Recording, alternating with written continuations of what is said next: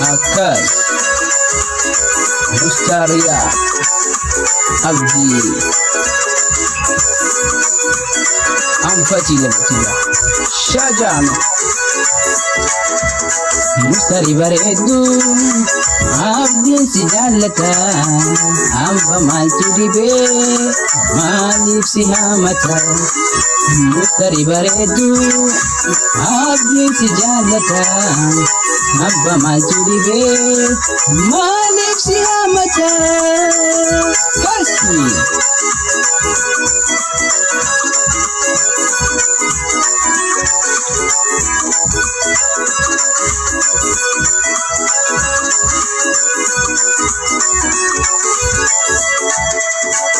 Khotu jete mele ye yamini jirab duske tuma duti na samini khotu jete mele ye yamini jirab duske tuma duti na samini Mustari bareedu abdiin si jaallata amma maaltu dhibee maaliif si haamata Mustari bareedu abdiin si jaallata amma maaltu dhibee maaliif si haamata Lale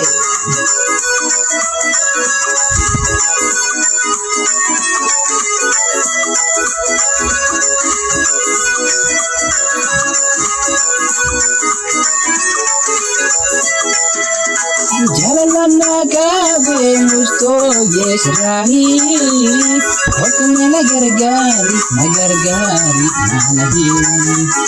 Jalalana kabe abdi khosrahi Hukme nagargari nahi Oh fikat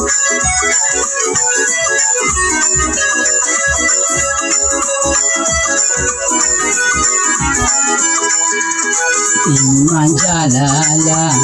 ibe pagodati Mustari ibe pagodati Date kasis kesu Densas kadate Mustari densas kadate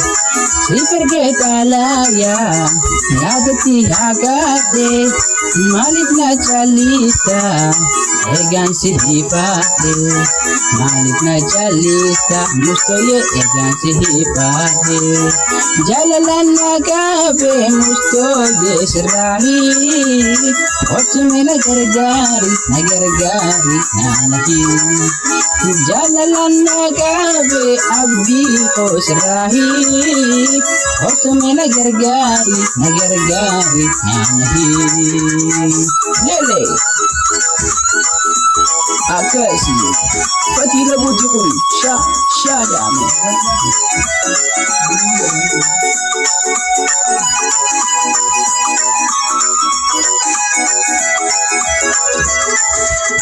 Babur postan dupe Hampula sedeti Babur postan dupe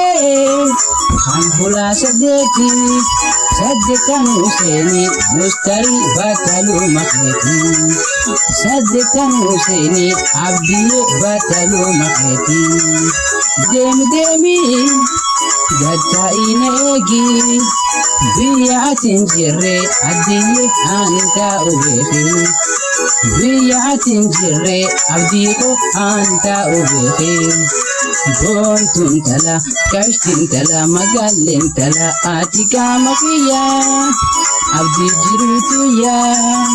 hambiran piladu, mustari suma kamisiya, hambiran piladu, mustoye suma imisiya.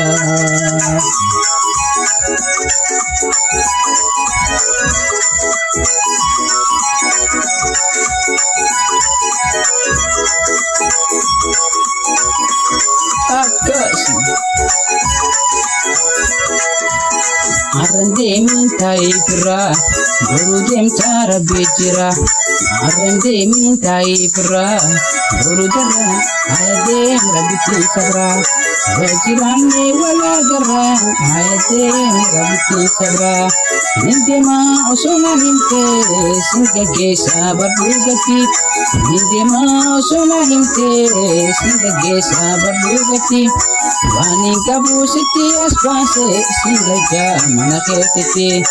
Dora lako sirran lage singa jamana abditi. Manake nagarsisi warake sanagarsisi. Manake nagarsisi warake sanagarsisi. Ya mustarite bontu nagara nagamati sinjalada simbarbada altani guya sipinada wal barun kenya hura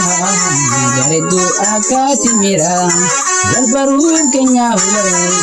garedu akati mira jette jette nama malani tigabe apantu ya santu gugga chunda dabe jette jette nama malani tigabe apantu ya santu gugga chunda dabe malin sirra odesa wana mudatira yerodan manonsa